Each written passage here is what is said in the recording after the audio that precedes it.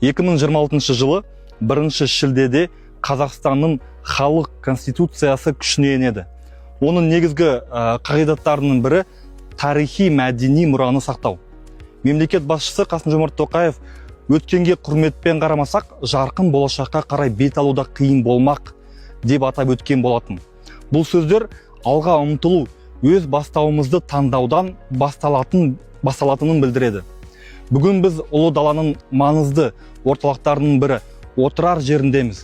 Бұл мекен ғылымның, мәдениеттің, сауданың және мемлекеттіктің дамуы туралы естеліктерге толы және заманауи Қазақстан мұрасының ажырамас бөлігіне айналады.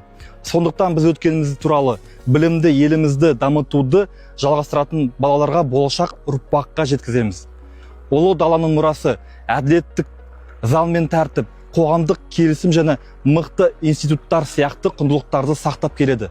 Тарихи мәдени мұраны сақтап, біз азаматтық жауапкершілік пен өз тамырына деген құрметке негізделген әділетті Қазақстанды құруға өз үлесімізді қосамыз.